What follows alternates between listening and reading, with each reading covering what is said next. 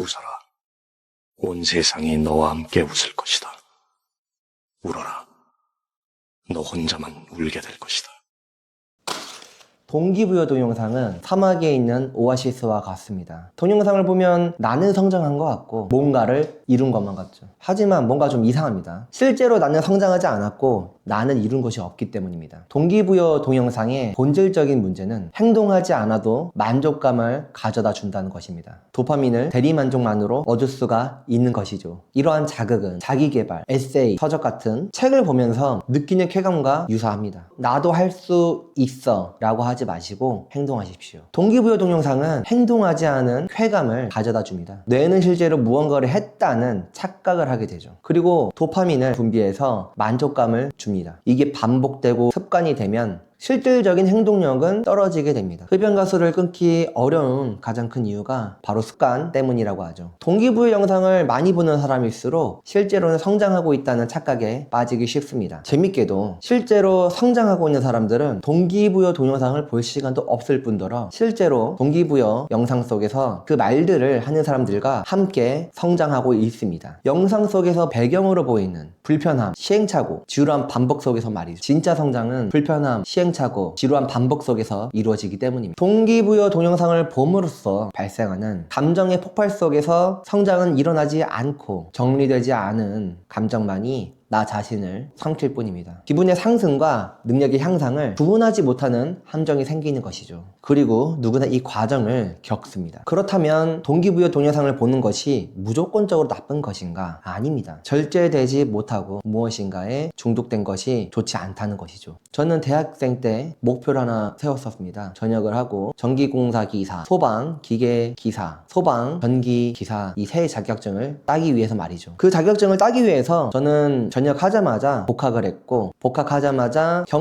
경상학부였던 제가 전기공학과를 복수전공으로 선택하여 학교를 다니게 됩니다. 전기공학과에선 제가 경상학부에서 왔기 때문에 얼마 가지 않아 복수전공인 전기공학과를 포기하고 본래의 학부로 돌아갈 것이라고 확신했습니다. 교수님을 포함하여 같이 수업을 듣는 학생들까지 말이죠. 한편으로는 공학도로서의 그런 프라이드가 부럽기도 했습니다. 하지만 그들의 태도는 저를 각성시키게끔 해주었습니다. 굉장히 많이 자극이 되었습니다. 내가 이걸 하지 못하면 저들이 이기는 거구나. 도서관에 있을 때는 친구들은 밖에서 놀고 있는데 저는 매일 도서관에 틀어박혀서 공부를 하고 있었어요. 봄, 여름, 가을, 겨울. 도서관 주변의 계절이 변하는 것은 아직도 잊지 못한 제 추억 중에 하나입니다. 친구들이 연락이 와서 놀자고 하면 펜과 책을 가방에 넣어두고 집에 던져버리고 같이 놀고 싶었습니다. 하지만 제가 오늘 하루 앉게 되면 내일도 하지 않고 내일 모레도 앉지 않고 내일도 하지 않을 것 같은 기분이 들더라고요. 그래서 오늘 하루만 눈 한번 딱 감고 버텨보자를 2년 동안 했습니다. 처음부터 공부가 잘 되진 않았어요. 제가 좋은 학교를 간 것도 아니고 공부를 하는 방법을 잘 모르고 있었기도 했죠. 앉아서 유튜브를 보면서 제가 영상을 그때 딱 만났는데 동기부여 동영상을 그때 만났습니다. 한 일주일 정도는 공부도 안 하고 동기부여 동영상만 주구장창 봤던 것 같아요. 그러다가 갑자기 깨달았죠. 아, 중독됐구나. 그러고 행동했습니다. 하루 한 실제 공부 시간이 한 10시간?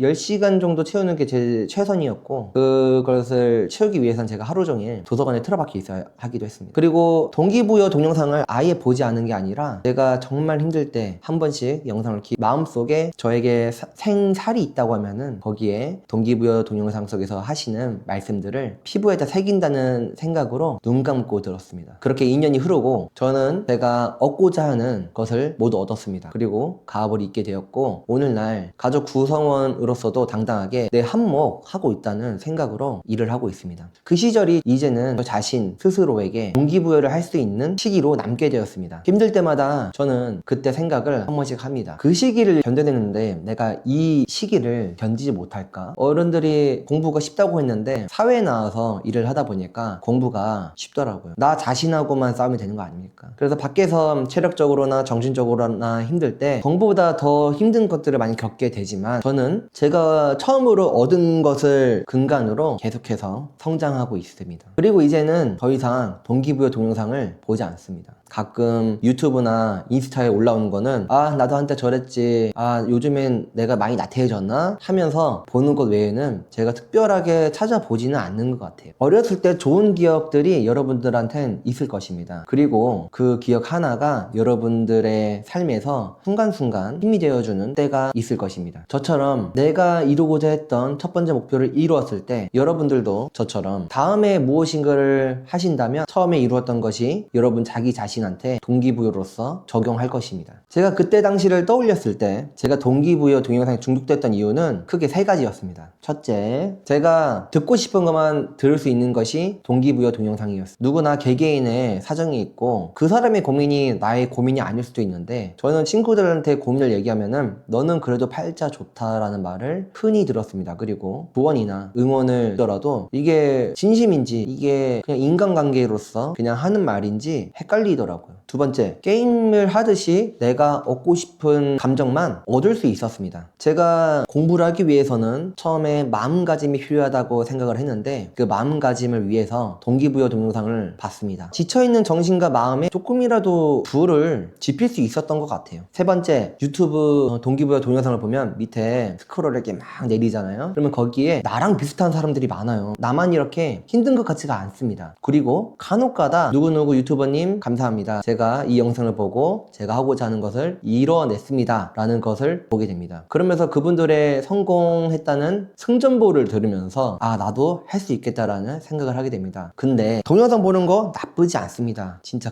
근데 그래 여기까지 좋습니다. 동영상 보는 거 나쁘지 않습니다. 그런데 조언을 너무 많이 들으면 어떡하죠? 똑같은 조언도 자주 들으면 조언이 아니에요. 조언으로 받아들여지지 않습니다. 좋은 것도 과하면 독이 된다는 말이 있듯이 더 이상 영상 속에 있는 말이 저한테 힘이 되지 않더라고요.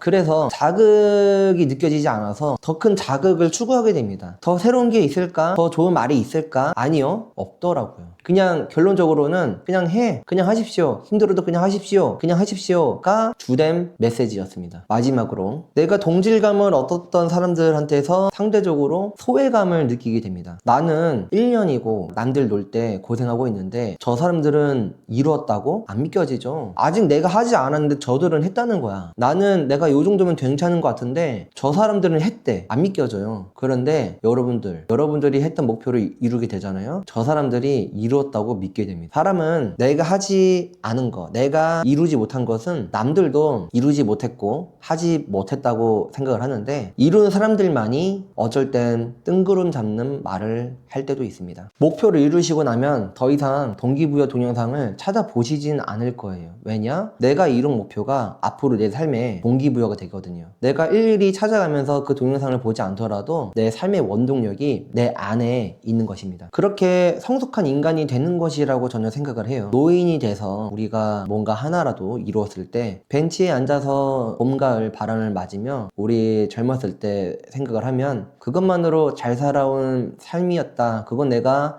잘했다라고 뿌듯해하지 않을까요? 누가 맛있는 걸 사줘도 더 이상 씹지 못하고, 누가 좋은 데 가자고 해도 내가 더 이상 몸이 아파서 움직이지 못하는데, 그 기억, 내가 열심히 살았던 그 기억, 내가 이루고자 했던 것을 힘겹게 얻었던 그 기억 때문에 노년이 뿌듯할 것 같아요, 저는. 그리고 여러분들도 쑥스럽지만 누군가에게 동기부여 동영상처럼 조언을 할 수 있게 되실 거예요. 이제 시작하는 친구들이 있다고 하면은 옆에서 내가 그때 듣고 싶었던 말들이 분명 있을 것입니다. 그리고 그 말을 했을 때 그 친구들도 눈이 파파팍 하고 달라지는 게 느껴지실 거예요. 누군가가 나의 말을 듣고 힘을 낸다? 너무 좋은 상상 아닙니까? 저는 그게 저였으면 좋겠어요. 그리고 이 영상을 보시는 분들도 무엇인가를 이루었다고 하시면 한 번쯤 이제 시작하는 친구들한테 조언을 한 번씩 해주시는 게 사회를 조금 더 밝게 만드는 게 아닐까 생각합니다. 사실 여러분들은 동기부여가 필요하신 게 아닙니다. 의지할 곳이 필요하신 것이죠. 자기 자신과 싸우게 되고, 자기 자신과 타협하고, 자기 자신을 격려하는 자기 자신과의 싸움에서는 의지할 곳은 없습니다. 의지할 곳은 자기 자신밖에 없습니다. 그래서 여러분들은 본인이 하고 싶은 것을 이루게 되시면 그 다음부터는 자기 자신에게 의지하기 때문에 동기부여 동영상을 시청하시지 않으실 거라고 말씀드리는 겁니다. 따라서